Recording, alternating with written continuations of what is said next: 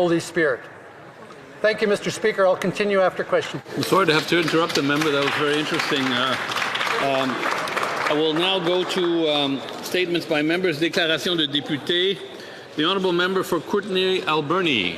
Mr. Speaker, public health experts across Canada are clear that safe, supervised consumption sites save lives and connect people to treatment, recovery and support. And yet in Ontario, the Conservative government is cutting supervised consumption sites. In Alberta, the Conservative government is closing Calgary's only such service, despite the fact that thousands of overdoses have been reversed there without a single recorded death. Frontline workers, physicians and public health researchers warn that shutting these services will not end substance use. Instead, they warn it will increase overdose deaths, push drug use further into public spaces, and place greater strain on already overburdened emergency services, hospitals, and law enforcement. At a time when families and communities are grieving profound loss, Canadians expect leadership from the federal government, grounded in evidence, compassion, and public health. We have to strengthen the full continuum of care, not weaken it. Lives depend on it. The honourable member for Vancouver Quadra. Mr. Speaker, I rise today with a heavy heart to pay tribute to a man I was lucky enough to get to know over the last 10 years. David Barnett of my riding Vancouver Quadra passed away on February 5th at the age of 53 after a courageous battle with a rare but aggressive form of cancer. Dave was executive, the vice president of the Daewoo group of companies, working alongside his brother, Jonathan, to build on their family's 70-year legacy in real estate. But what I will remember him and what he may be best remembered for is founding the Music Heals Charitable Foundation with his wife, Sarah Ferguson. Together they had helped fund music therapy programs across British Columbia and Canada with over $5 million. David's life was far too short, but his impact was undoubtedly profound.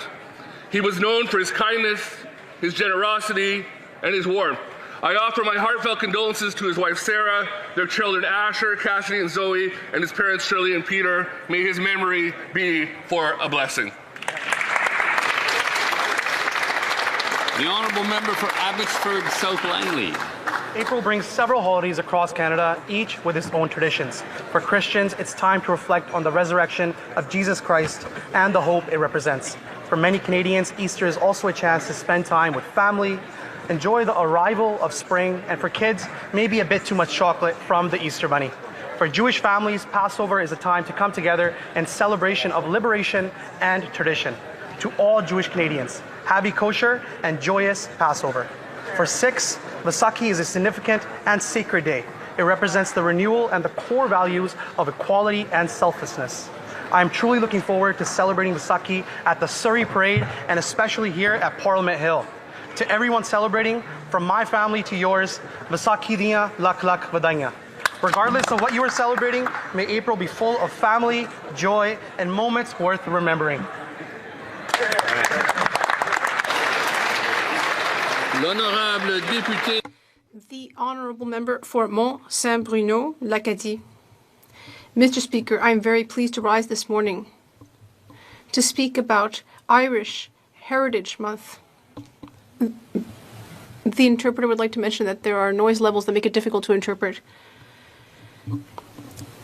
The contribution of Irish Canadians is immense. The interpreter would like to mention that noise levels continue to be too high. Interpretation will resume when noise levels are lower. De leur racine a été un moment très touchant.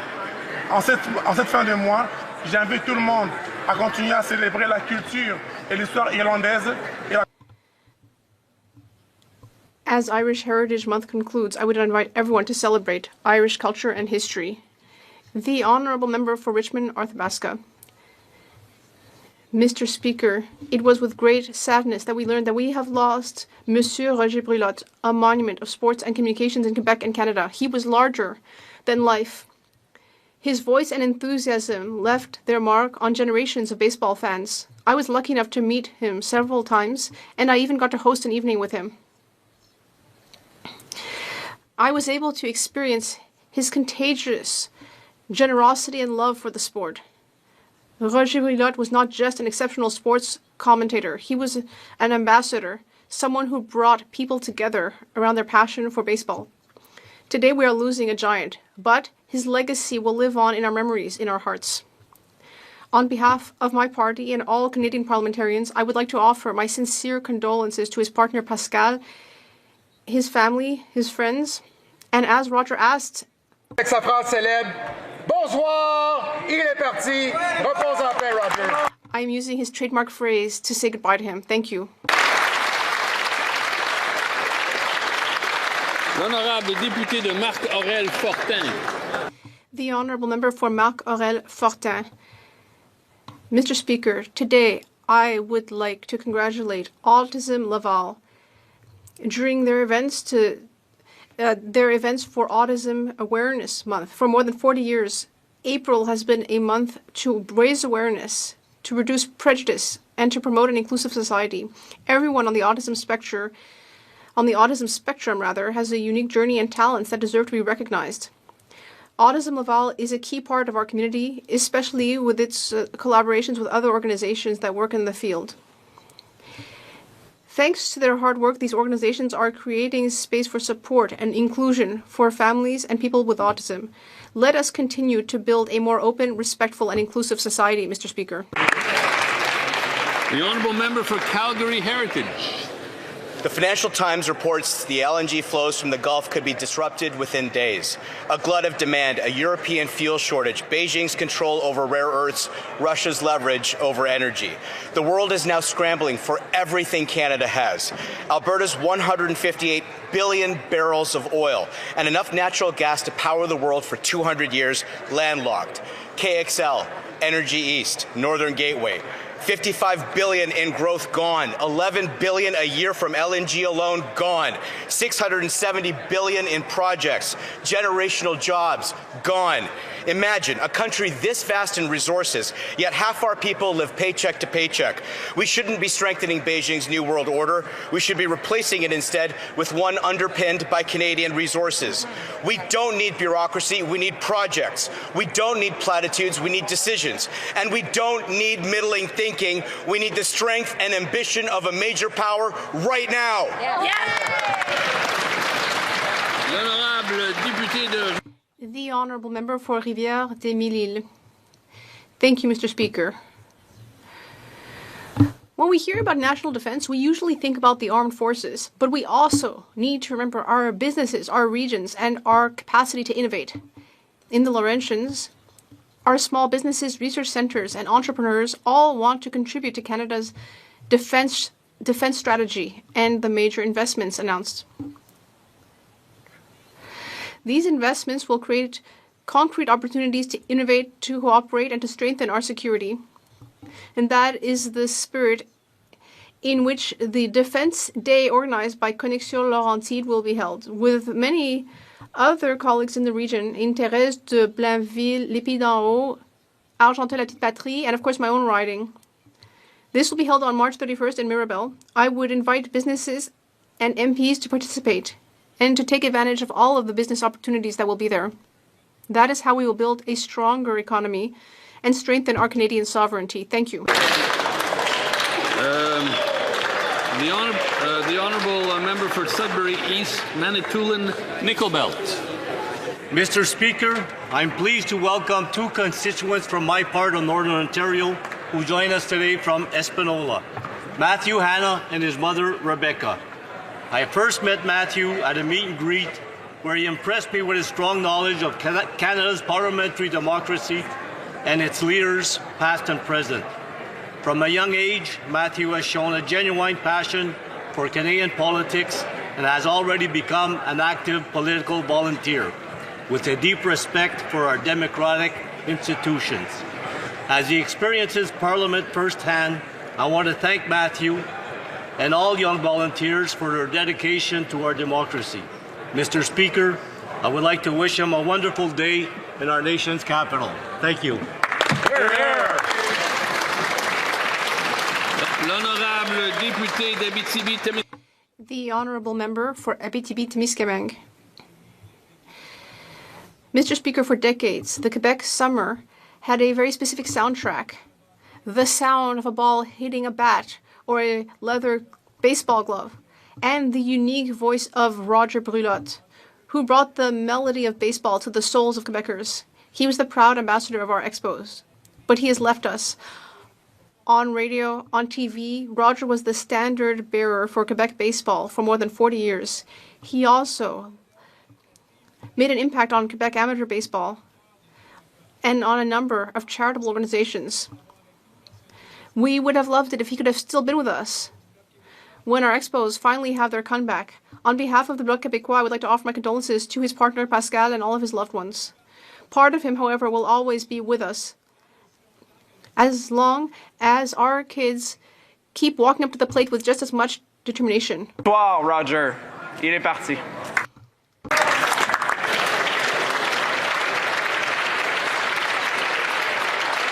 L'honorable député de Thérèse de Blainville. The honorable member for Thérèse de Blainville. Mr. Speaker, today I would like to speak about someone who deeply affected Thérèse de Blainville. Roland Dagenet, who founded the Popote à Roland organization. He was ordained as a priest in 1954, and in 1977, he realized something that made him very concerned. He realized that there were too many seniors who were isolated. So with people in his parish, he launched a simple initiative. The idea of offering a hearty meal and a moment of togetherness every week. And that's how his Meals on Wheels program started. I was there one Wednesday. It's pretty clear why this place is so important for people in my region. Seniors come together there every week, and it clearly helps. Roland Dagenet was also a great traveler. He traveled the entire world, from Asia to South America, but one of the best parts of his legacy is here in my riding in Thérèse de Blainville. For nearly 50 years, hundreds of seniors are getting together every week to share much more than just a meal. So today we would like to say just thank you. The honourable member for Quebec-Mactaquac. Mr. Speaker, I am pleased to rise in the House today as the chair of the 60th Annual National Prayer Breakfast. This is truly a historic event that takes place on the Hill each year, where we gather in the spirit of Christ and pray for our country. This nonpartisan Christian event is the highlight for many of us, and I'm pleased to say that we have a record attendance. This year's theme is We Are Not Alone, for we are assured that God is with us and that we are surrounded by a great cloud of witnesses, as is stated in Scripture. It is a message that calls us to remember those who came before us and the enduring role of faith and what it has played in shaping Canada's history, institutions, and sense of service. Special thanks to my colleagues as well as our staff and volunteers and all the attendees who are in person or praying with us from across the country. This event would not be possible without you. We pray that Canada will continue to be the true north, strong and free, and as our beloved national anthem declares, may God continue to keep our land glorious and free.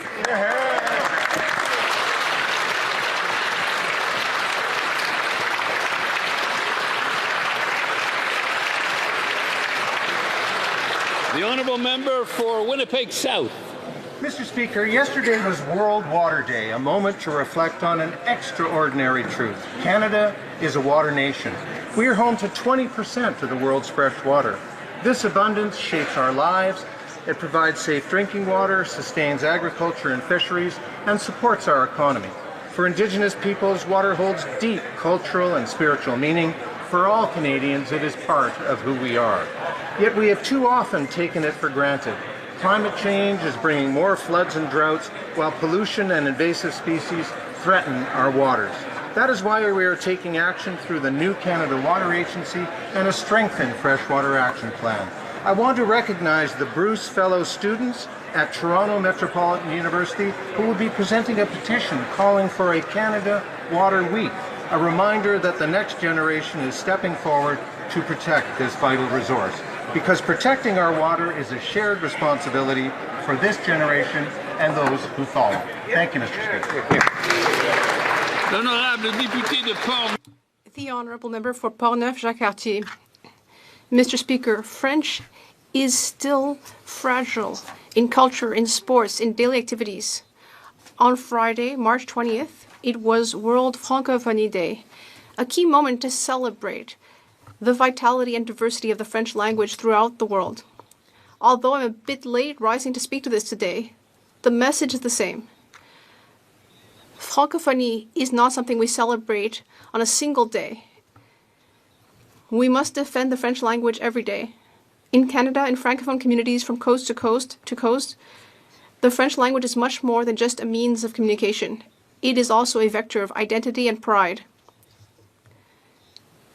It behooves us to make constant and sincere gestures to protect the French language.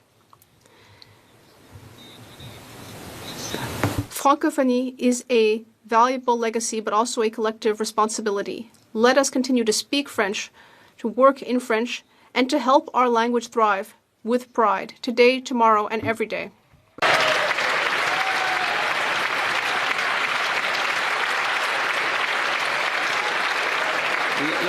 L'honorable député de Bourassa. The honorable member for Bourassa. Mr. Speaker, on March 20th every year, we celebrate International Francophonie Day with more than 320 million speakers throughout the world. The French language is a bridge between cultures and a source of international cooperation. In Canada, especially in Quebec, French is at the very heart of our identity. It shapes our culture, it shapes our history, and it shapes our ability to thrive as a community. As the MP for Bourassa, I am proud to represent a community where the French language is vivid, diverse, and part of the households of extremely varied group of citizens. Today, let's celebrate the French language, but let us all remember that we have a collective responsibility to protect and promote it. Mr. Speaker, this is not just a matter of protecting a specific set of words. It's about protecting a way of laughing, of living, and experiencing the world with nuance and dignity. The honourable member for Aurora, Oak Ridges, Richmond Hill. Mr. Speaker, Canada has lost over 100,000 jobs in the first 2 months this year.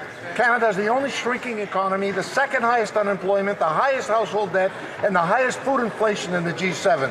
The Liberal Prime Minister can't just blame global factors when the other members of the G7 are dealing with the same issues.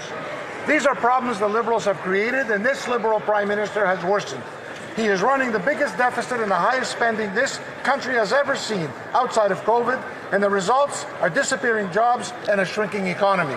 He failed to unlock growth by killing anti-energy laws and red tape. He failed to approve a single new pipeline or major project, and he failed to secure a trade deal by his promised date, July 2025. The Liberals need to get out of the way so Canadians can get back to work. Mr. Speaker, if this is the Prime Minister's version of economic success, Canadians truly cannot afford to see his version of failure. The honourable member for Burnaby Central. Speaker, I rise to celebrate the upcoming 95th birthday of Johnny Varani, a respected elder in Burnaby Central and the uncle of former Minister of Justice, Arif Varani. Born in Uganda, his life is a testament to resilience, service, and the lasting contribution of seniors to our communities. His legacy shows that our country is strengthened by the wisdom and dedication of those who came before us. I also want to recognize a group of high school students visiting from British Columbia. Their presence in Ottawa demonstrates that our democracy thrives when young people engage, question, and participate. At a time when anti-Semitism, Islamophobia, homophobia, racism, discrimination, and misogyny are rising in Canada, Canada will look to young people to raise their voice, lead with purpose, and bring people together. It is in this partnership between generations, where the wisdom of our seniors meets the courage of our youth, that we find our strengths. We will build a Canada of tomorrow, united, with every generation shaping and moving forward as one. Merci. Oral questions. Questions orales. The honourable member for Sherwood Park, Fort Saskatchewan.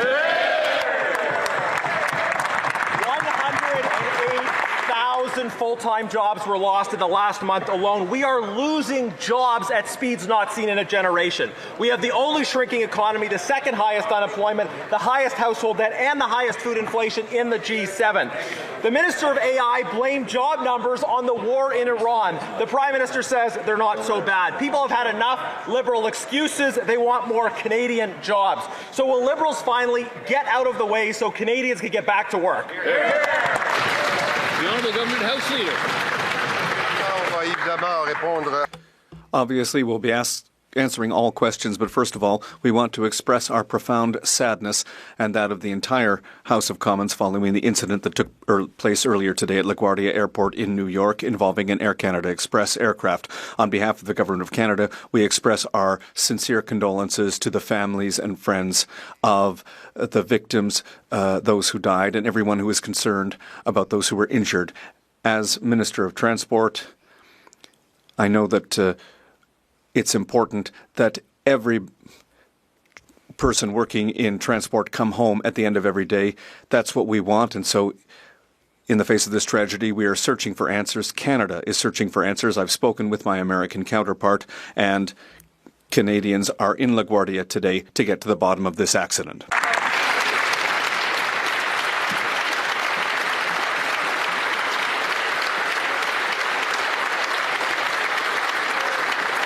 The honourable member for Sherwood Park, Fort Saskatchewan. Well, thank you, Mr. Speaker, and Conservatives share our condolences as well. Now, on the issue of jobs, 108,000 full-time jobs and almost 50,000 youth jobs lost in 1 month alone.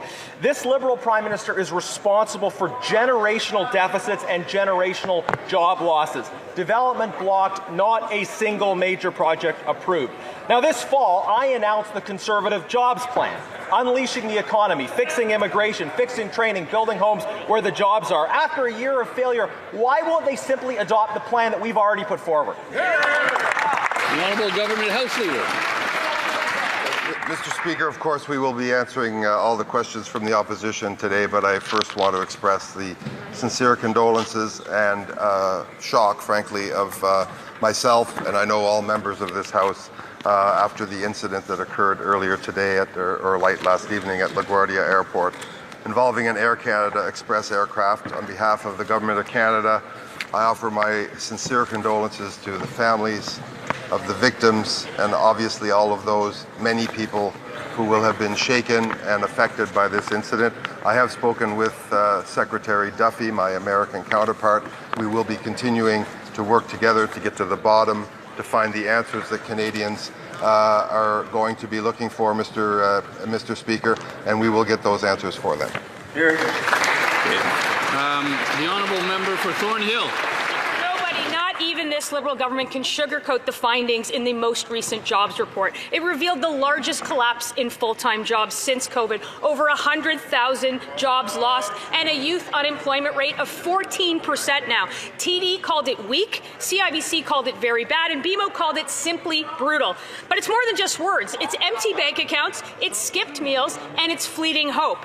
We need action now. Will the government commit today to adopting our Conservative jobs plan to get the economy back on track and people back to work? Yeah, way to go, The Honourable Minister of Finance. Mr. Speaker, it is shameful to see the Conservative talking down the Canadian economy. Canadians are proud people, Mr. Speaker. We have the most educated workforce in the world, Mr. Speaker. We build ships, we build cars, we build planes. We have critical minerals, we have energy. We are the only G7 country which have a trade agreement with all the other G7 nations. Mr. Speaker, on this side of the House, we're proud of our workers, we're proud of our industry, and we believe in Canada. That was a terrible answer, Buckley. The honourable member for Thornhill. The only thing that's shameful is an answer like that from somebody who has been here for 10 years, who has created a homegrown problem with their out-of-control taxes, their out-of-control spending, and mountains of red tape. And now we have the only shrinking economy in the G7, the second highest unemployment rate, the highest household debt, and the highest food inflation, and everyone else is dealing with the tariff war too. So when will this government admit that their policies are killing jobs and reverse course before they kill even more next month? The Honourable Minister of Jobs and Families. Mr. Speaker, it's almost as if they don't understand that we're in a tariff war, that there is a war in the Middle East that's threatening Canadians' economies right now. And Mr. Speaker, we've been preparing to support workers in these turbulent times. And yet again, they vote against every measure we put forward for workers. But that's not what what the Ontario government is saying. I was so proud to sign the Canada-Ontario Workforce Tariff Response, and in fact, we got support from Vic Fideli, Mike Harris, the Premier himself. Mr. Speaker, provinces are working with the federal government to take care of workers. All we hear from that side is voting against workers time and again. The Honourable Member for Mégantic-l'Érable, Lotbinière. Mr. Speaker, a year ago, this Liberal Prime Minister promised a deal with the Trump administration to create jobs and to revive the Canadian economy. Well, today, the Liberal facade is crumbling. More than 108,000 Canadians lost their jobs since the beginning of 2026. We have the second worst unemployment rate in the G7, the worst food inflation in the G7. Still no agreement on tariffs. Canadian steel mills like Algoma are closing their doors. After a year, the Liberal wreckage of the last 10 years continues. When are the Liberals going to cut back their taxes, their policies that are hurting development, and their bureaucracy that Canadians can get to work? The Honourable Minister of Finance. Mr. Speaker, the problem is questions like that when Canadians are standing together. Canadians are standing up for Canada. On this side of the House, we're proud of our country, Mr. Speaker. Canada has one of the most educated workforces in the world, Mr. Speaker. We are proud to build ships, planes, cars. We are proud to work with Algoma, which is still there, Mr. Speaker. We are proud to have critical minerals. We are proud to have energy. We are proud to be the only G7 country that has a free trade agreement with all the other G7 countries. Mr. Speaker, instead of criticizing Canada, they should stand up like us and be proud of this country, Mr. Speaker. The Honourable Member for Mégantic-l'Érable. Is the member for York have a question? The Honourable Member for Mégantic-l'Érable, Lotbinière. Mr. Speaker, it's clear that if you listen to him, he's not proud of the results of 10 years of Liberal government when it comes to the economy. They can blame everyone they want. They're blaming everyone except themselves. Mr. Speaker, all G7 countries are facing the same challenges, but why is Canada the only one with a shrinking economy? Canada has the worst performance of any G7 country. These are problems created by who? By the Liberals. And this Liberal Prime Minister has made these problems worse. 57,000 jobs lost in Quebec in February, over 108,000 across Canada. Why have the Liberals given Canada the worst economy? The Honourable Minister of Industry. Thank you, Mr. Speaker. I'd like to correct the record. Algoma isn't closing its doors, and that's an insult to all the workers there, over 2,000 working right now at Algoma. He maybe should have done his homework. One thing is clear, we are going to bring jobs back to Algoma. But, Mr. Speaker, what I want to say to all Canadians who are watching us right now is we have a good plan. We have launched our defence industrial strategy. That's 125,000 new jobs in Canada. We're investing in our Canadian Armed Forces. We're going to create jobs. The Honourable Member for Saint-Jean. Mr. Speaker, what's happening today at the Supreme Court is the ultimate constitutional power grab. Canada isn't happy just to attack the secular nature of the Quebec state by challenging Bill 21. It wants to prevent Quebec from passing any law that displeases Ottawa by restricting the use of the notwithstanding clause. The Liberals are exploiting the highest court in the land to permanently weaken Quebec and the democratic will of Quebecers. Do they realize that this would be the greatest setback for Quebec's economy in 45 years? The Honourable Minister of Justice. Thank you, Mr. Speaker. Before starting, I'd like to thank my colleague for that question. As the member knows very well, it is essential for the federal government to defend the Constitution. Now, the case that's before the Supreme Court is an appropriate place to debate this issue. It's not appropriate for me as Attorney General to have this debate here in the House of Commons. Thank you. The Honourable Member for Saint-Jean. Mr. Speaker, what's happening at the Supreme Court transcends political allegiances. Yes, secularism is at stake today with Bill 21, but there's also the notwithstanding clause, and that goes much further. The notwithstanding clause has allowed us to require that signs in Quebec be in French. It's allowed us to pass no fewer than 41 laws across Quebec throughout history that are all tied to our identity and to social progress. Do the Liberals realize that attacking the notwithstanding clause means attacking everything that makes Quebec what it is? The Honourable Minister of Government Transformation. Thank you very much, Mr. Speaker, and I'd like to thank my colleague for her question. As she knows very well, our position is clear, and it always has been. We are the party of the Charter. We will defend the Charter. We'll defend the Charter in front of the Supreme Court. As the Minister of Justice has said, the question is before the Supreme Court, and the fate of Bill 21 will be decided by the courts. It would be inappropriate for us to comment at this time. Thank you. The Honourable Member for Rivière-du-Nord. Mr. Speakers, the Liberals are attacking secularism by challenging Bill 21 at the Supreme Court, but it goes much further when they talk about limiting the use of the notwithstanding clause. They want to give themselves the right to oversee all of Quebec's laws. That amounts to placing Quebec's democracy under the guardianship of elected officials and judges from English Canada. The notwithstanding clause is the compromise that allowed the Charter to be adopted in 1982. There wouldn't even be a Charter without that clause. Will today's Liberals come to their senses and respect the compromise signed by the Liberals of 1982? The Honourable Government House Leader.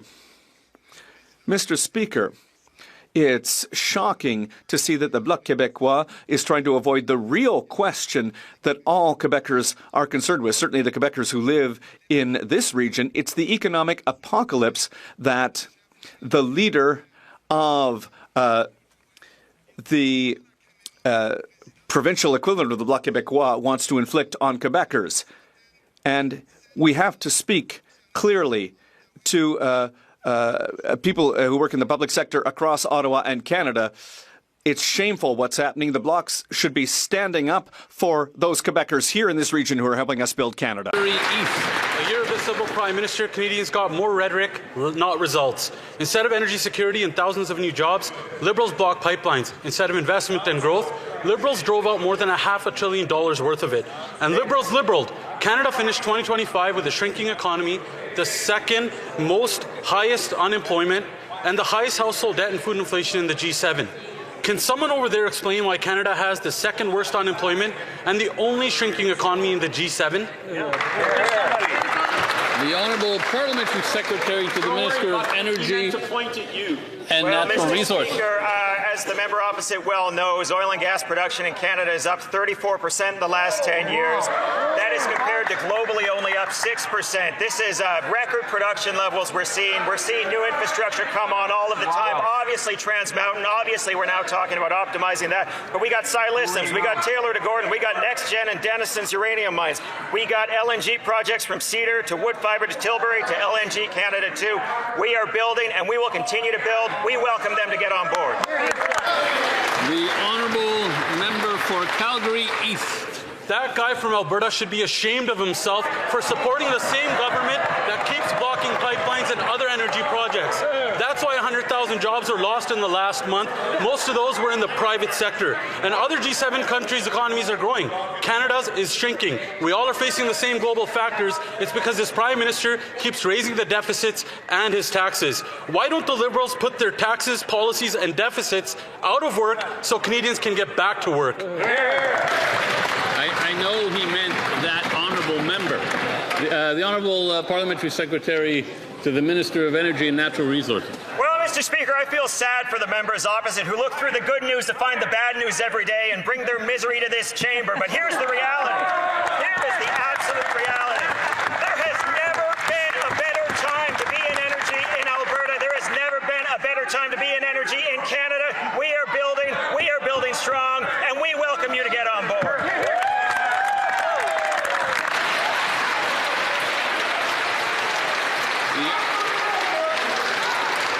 The honourable member for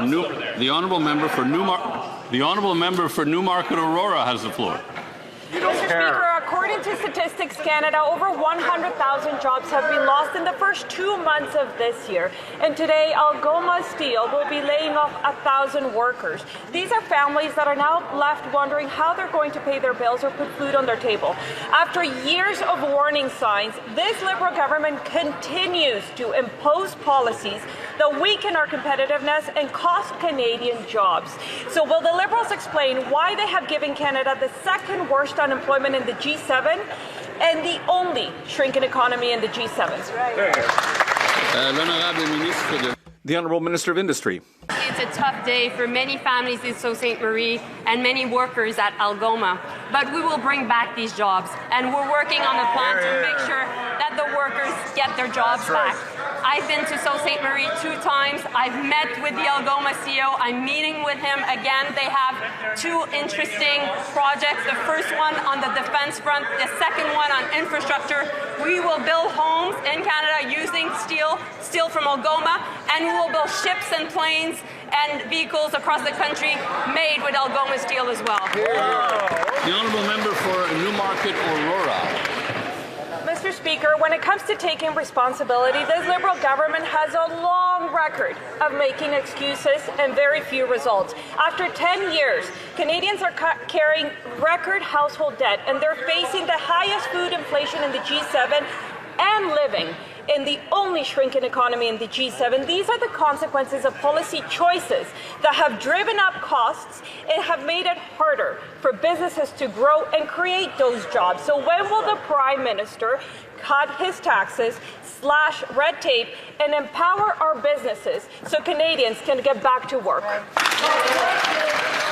The Honourable Minister of National Defence. Mr. Speaker, in the past week alone, we've announced a $40 billion plan to transform Canada's North and Arctic with $10 billion in major projects, a $900 million investment to support drone development and quantum technologies, a $200 million investment in Canada's space launch capabilities in Atlantic Canada, a $300 million contract for new modular assault rifles, and over $1.4 billion for domestic ammunition production in Ontario and Quebec.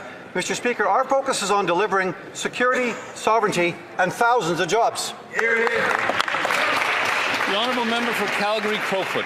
Mr. Speaker, Algoma Steel is laying off 1,000 workers today who will join the 108,000 full-time workers who also lost their jobs in February. The Liberal government can't blame outside factors. The rest of the world exists in the same global economy, but only Canada has a shrinking economy among G7 countries. So when will the Liberals get out of the way, get rid of their taxes, anti-development laws, and bureaucracies that are killing Canadian jobs and let Canadians get back to work? The Honourable Minister of Industry. I have a lot of time and respect for my colleagues, but when he says that we cannot blame anything linked to what is happening in the world to what is happening in Algoma, I think he doesn't understand the 50% tariffs by Washington against Algoma workers, because that is the reality. Now, we've been in solution mode.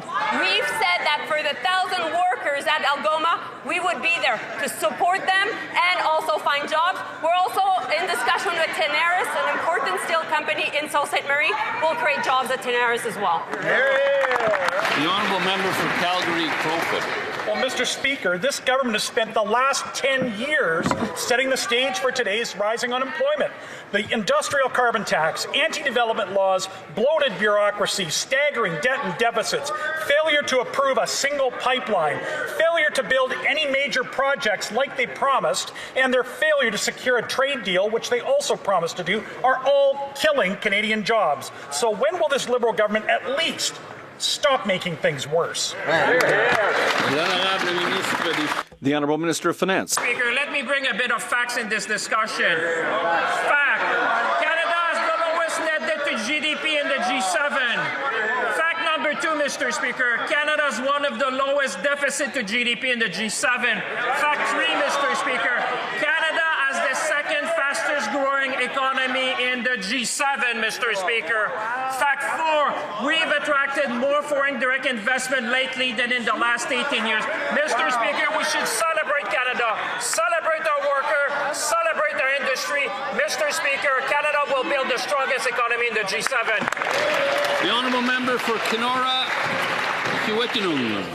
Canada has already lost 100,000 jobs this year, and today Algoma Steel is laying off 1,000 workers. The Liberal Prime Minister can't just blame global factors, because Canada has the only shrinking economy, the second highest unemployment, the highest food inflation, and the highest household debt in the G7, Mr. Speaker. These are problems the Liberals created, and this Liberal Prime Minister has made worse by blocking growth with anti-energy laws, failing to approve a single new major project, and breaking his promise to secure a trade deal last year. So, Mr. Speaker, when will the Liberals get their taxes and policies out of the way so that Canadians can get back to work? The Honourable Government House Leader.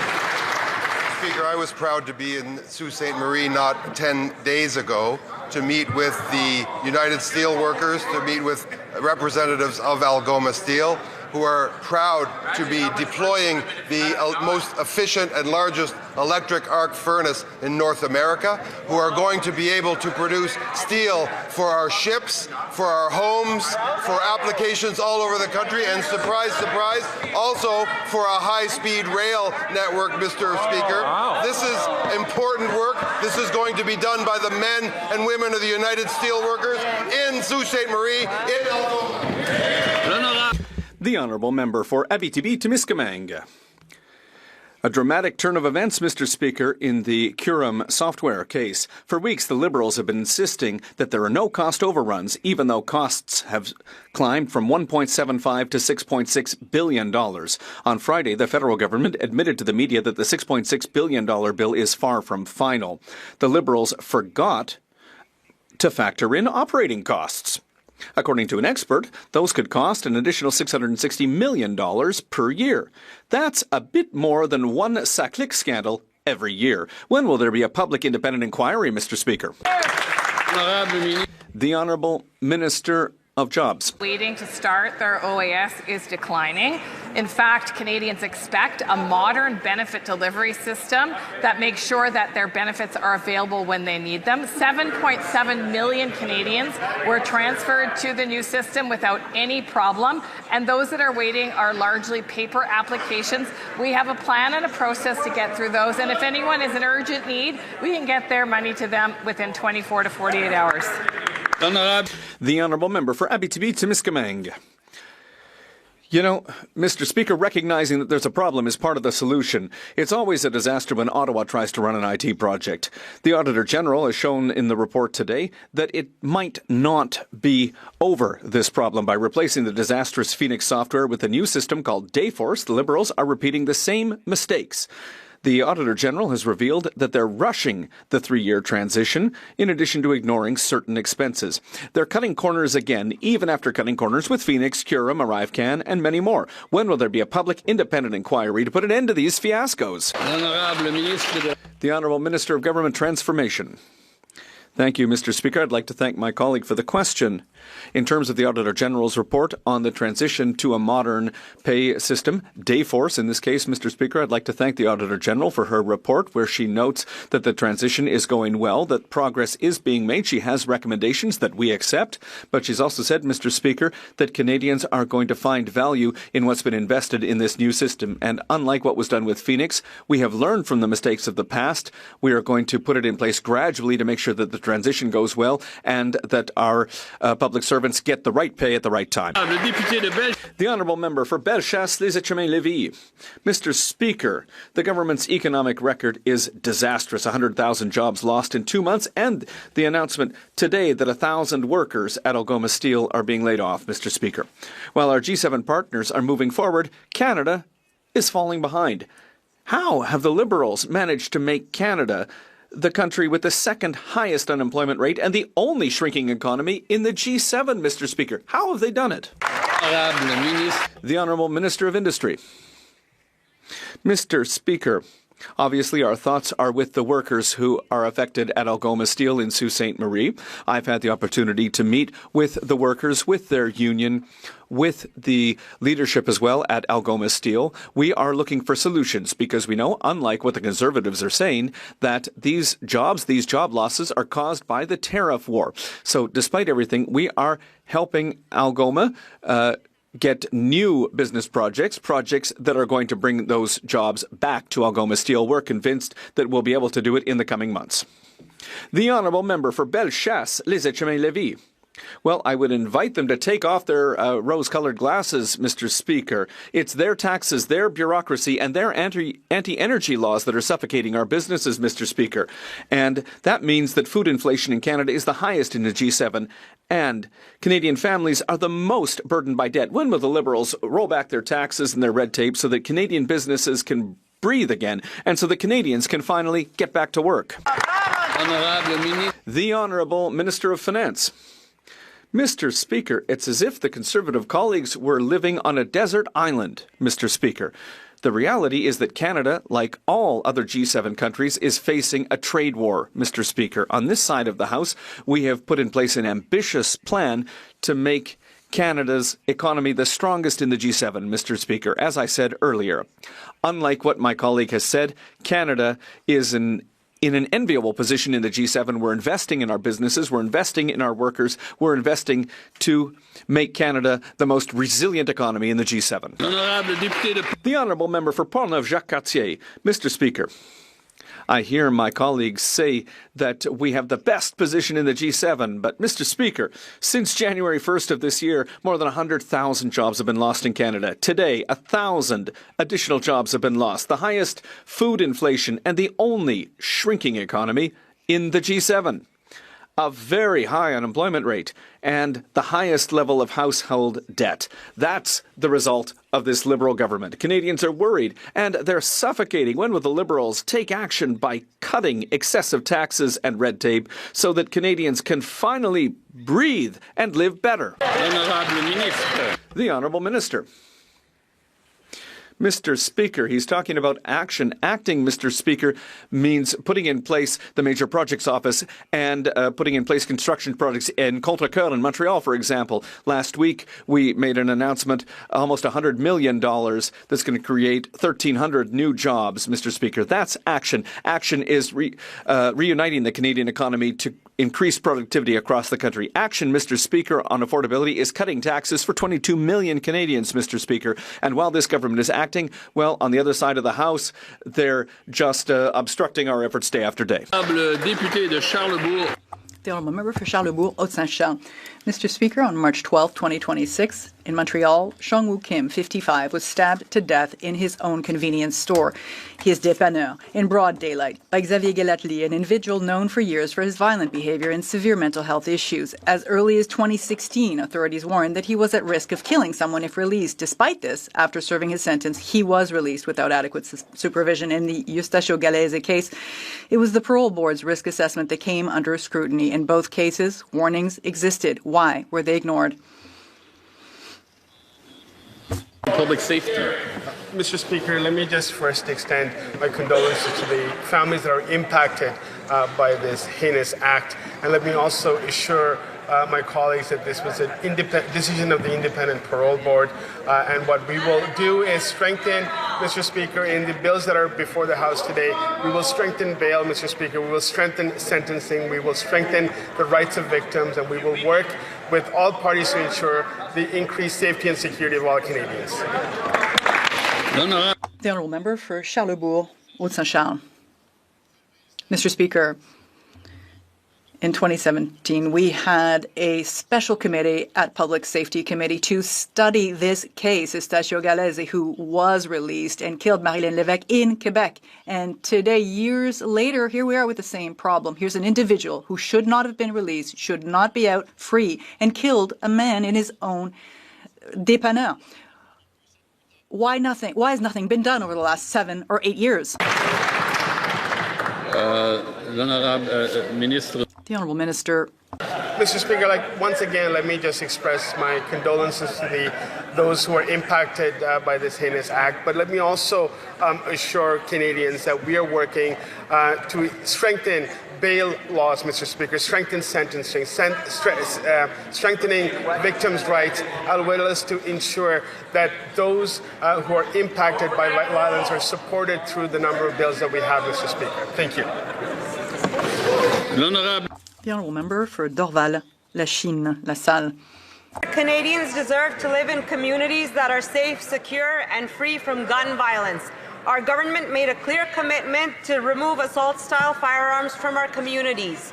Les armes à feu comme Firearms, like the AR-15, designed to kill human beings, have no place in Canada. As the March 31st deadline for submitting claims approaches, can the government provide Canadians with an update on the assault-style firearms compensation program? Thank you. The Honourable Secretary of State for Nature. I would like to thank my colleague from Dorval, Lachine, La Salle for an important question. The assault-style firearms compensation program is a success. Over 51,000 firearms have already been declared. Yes. And gun owners still have 8 days to submit their declaration. Mr. Speaker, instead of spreading disinformation, the members of the opposition should help their constituents get the compensation they are entitled to while they still can. The honourable member for Dufferin-Caledon. The last decade of this Liberal government has been absolutely devastating for the Canadian auto industry. We've seen auto production go from 2 million vehicles a year down to 1.2 million. And even worse, this year we've seen auto exports decline by 55%. This is devastating for auto workers. Plants have closed. Many have lost their livelihoods. The Liberal plan for the auto sector seems to be managed decline. So instead of managed decline, why don't they join us, get tariff-free access to the United States by supporting the Conservative Renewed Auto Pact? Great idea. L'honorable ministre de l'Industrie. The Honourable Minister. A lot of things in there that doesn't make sense. First and foremost, every time we're investing in the auto sector, they talk about it and they put it down. What I mean by that is we have a new auto plan and they're late. They've been late and too late. What I mean by that also, Mr. Speaker, is they think that we should just basically wait for Washington to change their mind or to go back to the 1960s with the Auto Pact. We have a plan, we'll protect workers and we'll attract investors. Honourable member for Dufferin-Caledon. I don't know what's more troubling, the fact that she doesn't recognize that a decline from 2 million vehicles a year to 1.2 million is devastating, or she talks about her plan, which includes exporting vehicles to Europe. Mr. Speaker, more vehicles were stolen in Canada last year, including 2 of the Justice Ministers, than were exported to Europe last year. We actually have a plan. It's a plan to get tariff-free access to the United States. It will boost auto production. It is supported by Unifor Local 222 said, finally a common sense plan to restore auto production. Why don't they get on board and stop with this managed decline? The Honourable Minister of Industry. Mr. Speaker, what they have is not even a plan, it's an auto pitch. Because the reality, when you look at it, is they didn't even consult Unifor, the very workers affected by the plant closures. And you know what, Mr. Speaker, Unifor has said that their ideas will permanently threaten the future of Brampton and Ingersoll plants, which doesn't make sense. Mr. Speaker, there are good news in the auto sector. The investment by Toyota and the production at Toyota and Honda is up. We're opening new battery facilities, 3,000 new jobs, and we'll make sure also that the biggest investment by Ford. The honourable member for Oshawa. Last week I was privileged to walk the line at Oshawa GM assembly plant speaking with auto workers directly, and I could see firsthand the pride, skill and dedication that built Oshawa's auto industry. But they are the ones paying the price for this Liberal government's inaction. Uncertainty is making it harder for them to plan their futures and count on stable livelihoods. We need to protect their jobs and grow Canada's auto industry. Will the Liberals finally stand up for Oshawa and all auto workers and support our Conservative plan for a tariff-free auto pact? The Honourable Minister of Industry. Speaker, I have a lot of respect for Oshawa auto workers and my colleagues, but the reality is she should talk to her colleague from Oshawa North who went to Washington and talked down Canadians saying that we're having a hissy fit regarding the trade war and not defending the auto workers and not even defending the investment that this government is making in them. Mr. Speaker, we have an auto plan. It's a good one. She should also talk to Unifor because this union, which represents also the workers in Oshawa, is against their plan. The honourable member for Oshawa. It'd be awfully nice if we saw this Liberal government do something. I know firsthand Unifor members love our Conservative auto strategy. Maybe it's time they spoke with folks on the assembly line. Since 2015, auto production in Canada has been cut in half. It is down another 7.8% under this Liberal Prime Minister. At a time when unjustified American tariffs threaten our sector, the Liberals have failed to table a plan that would persuade Americans to remove tariffs on Canadian goods. Will they support our Conservative plan to double auto production through a tariff-free auto pact? The Honourable Minister of Jobs and Family. Well, Mr. Speaker, I don't know what workers that member was speaking with, but it sure wasn't the president of Unifor Local 200 who said the problem is that he went ahead and did not consult with Unifor, and it's very, very frustrating to see the things that he put into place knowing we would be in big trouble. But the president went on to say, John Dagnolo, he's ecstatic over the otter measures, which are so important to our community when he was referring to the Liberal plan. He said it's important as time goes by and the market starts to turn that we give Canadians the option, and that's what the federal government's done with this policy. So if she wants to know what workers think, she should talk to the union. The Honourable Member for Kamloops, Thompson-Nicola. Mr. Speaker, the Liberals promised 1,000 new police officers in their last election campaign. Now talk about a broken promise, because just today we learned that not only have they not hired those 1,000 officers, they are down 3,400 police officers. That means we are down over 4,000 police officers from what they told us we would have in the last election. Wow. At a time when crime is skyrocketing, how can Canadians feel safe when these Liberals can't even hire police officers? The Minister of Public Safety. Thank you, Mr. Speaker. Let me be very clear. As part of the platform last year, we committed to hiring 1,000 new CBSA as well as 1,000 new RCMP personnel.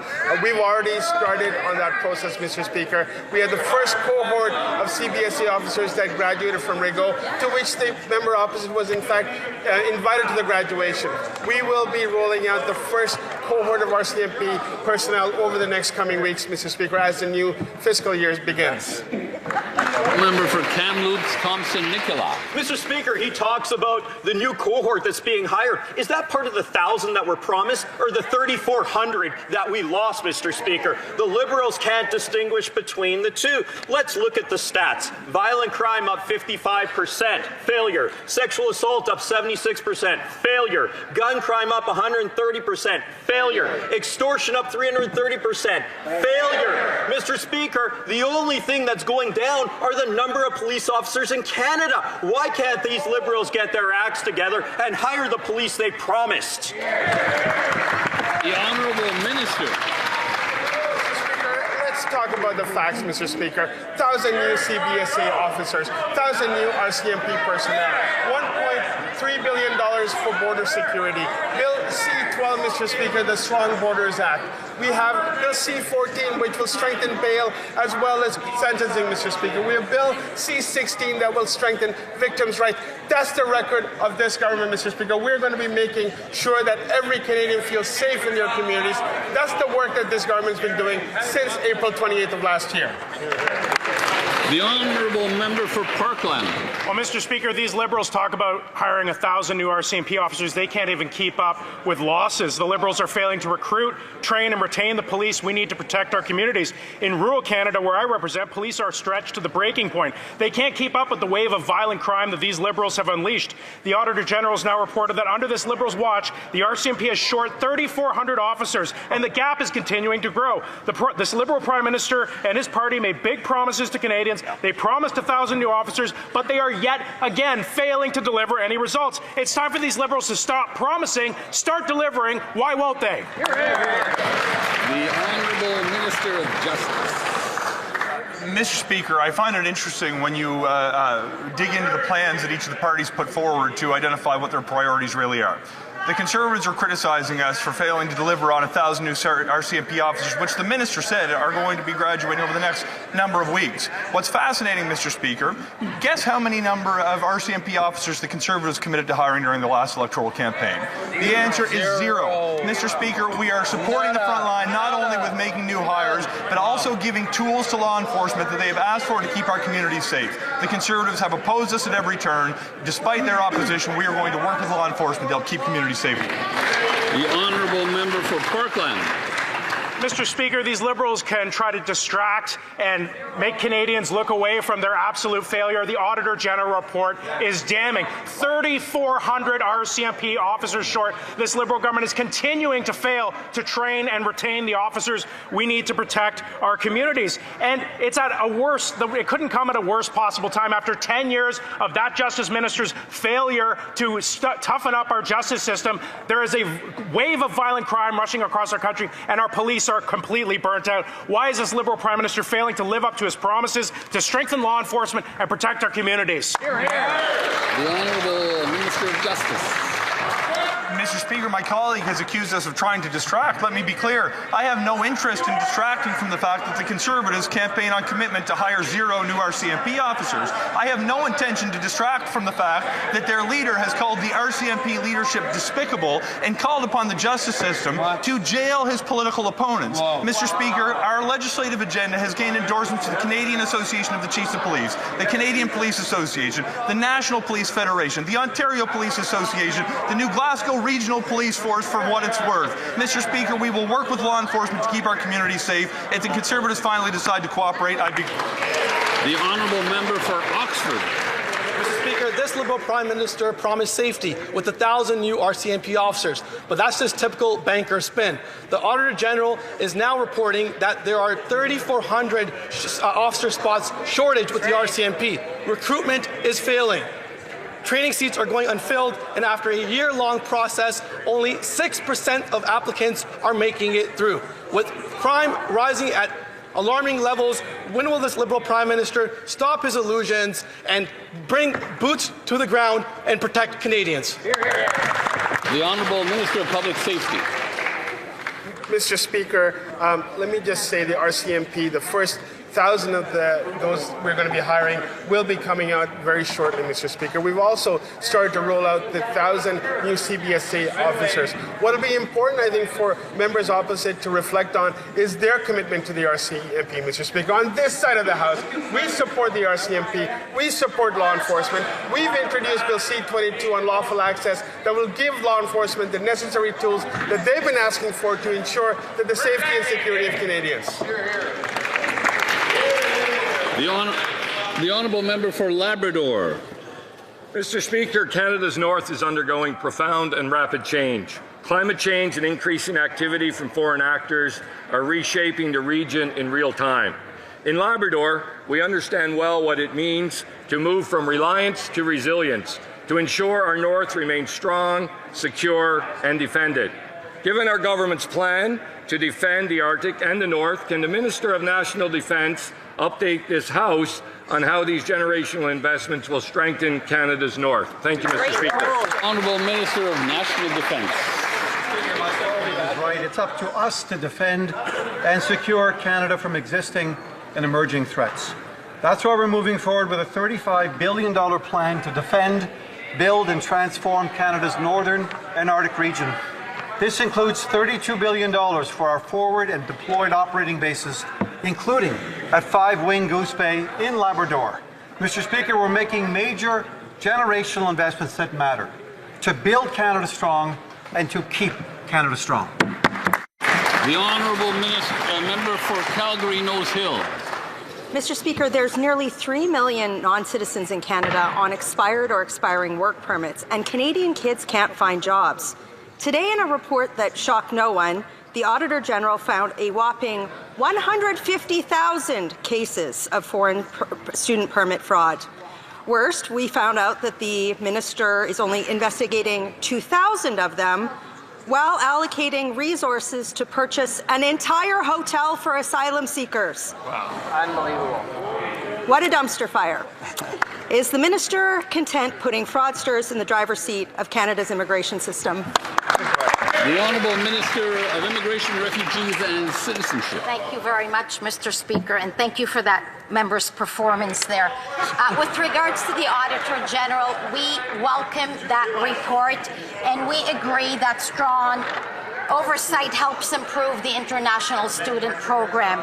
We will improve how cases are flagged and prioritized, and will consistently follow up on potentially non-compliant students. Our focus is on identifying organizers of coordinated fraud and those who attempted to deceive the system. We take integrity of all our programs very seriously. Thank you, Mr. Speaker. The honourable member for Calgary Nose Hill. By the minister's response, I think she thinks this is a joke. It's not. Canada has an unemployment crisis, and there are millions of non-citizens who don't have a legal reason to be here, who are competing for Canadian kids' jobs. And today, the Auditor General found out that there were 150,000 cases of fraudulent student permits. The minister's own team doesn't think she's up to the job, and I agree. Why does she still have her job? The Honourable Minister. Mr. Speaker, we welcome the work of the Auditor General. We are focused on identifying fraudulent actors and organizers. We are improving prioritization of cases where we are constantly tracking students who do not comply with our rules. Mr. Speaker, we take the integrity of all of our programs seriously. Member for Calgary Nose Hill. You know, Mr. Speaker, I actually think the immigration system is worse now than it was under Justin Trudeau, and that's quite a feat. And speaking of former immigration ministers, 2 of the previous ones said issuing well over 1 million foreign student permits was good for our economy. And I don't think international students are taking away jobs from people. But today we found out from Blacklocks that the employment ministry knew for certain that that's exactly what was happening. All of these people fail upward in cabinet. Nothing has changed, and it needs to. Why are these failed immigration ministers still in cabinet, in charge of important files, and failing? The Honourable Minister. Mr. Speaker, I really feel sad for that member who always sees her cup half empty. We have a plan. We have a system that is working. Both TD, StatsCan, Parliamentary Budget Officer, CMHC all commented that our plan is working. Over the last year, we've reduced temporary resident arrivals by more than a half. We brought the asylum numbers down by a third. We refocused on economic immigration like never before. Canadians see that this new government has a plan, and the plan is working, and that's what we will continue to do. L'honorable député d'Orléans. The Honourable Member for Orleans. Mr. Speaker, in Ontario, there is a strong Francophone community, and I'm so proud to rise in this House to celebrate French in the context of the International Day for the Francophonie. It's important to strengthen the Francophonie and to attract and retain Francophone talent in Ontario and through Canada. Can the Minister of Immigration tell us what our government is doing to better support Francophone communities throughout the country? The Honourable Minister for Immigration and Refugees. Thank you very much, Mr. Speaker. And I want to thank my colleague for her excellent work last week. During the International Day for the Francophonie, I announced new funds for Francophone immigration. With these investments, we are strengthening the capacity of Francophone communities in a minority setting to attract and retain qualified workers. That is how we will reach our objectives and ensure that French thrives throughout this country. Hamilton East, Stony Creek. Mr. Speaker, the Prime Minister has been caught misleading Canadians. After his trip to Beijing, he claimed human rights violations and foreign interference were discussed in meetings with CCP leaders. However, government documents I requested revealed that neither of these topics were discussed in any of the bilateral meetings. But today, the Prime Minister is trying to change his story yet again. Canadians want to know, why can't this Prime Minister stick to his story? The Honourable Minister of Foreign Affairs. Mr. Speaker, the parliamentary return in question was submitted in error and will be corrected at the earliest opportunity. The Prime Minister has been clear while in Beijing. Canada's position on areas of concern, including human rights, were raised raised proactively at multiple levels, Mr. Speaker, including by the Prime Minister and his counterparts. I also raised the matter with my counterpart while in China, along with other matters. And I want to emphasize that Canada is a world leader in advancing human rights and the rules-based international order. Thank you. The honourable member for Vancouver East. After the last atmospheric river and flooding in the Sumas Prairie, the Liberals promised support. But those were just empty words. Last week there were 2 atmospheric rivers, but the Liberal government continues to delay action on flood protection in this nationally significant corridor for food production.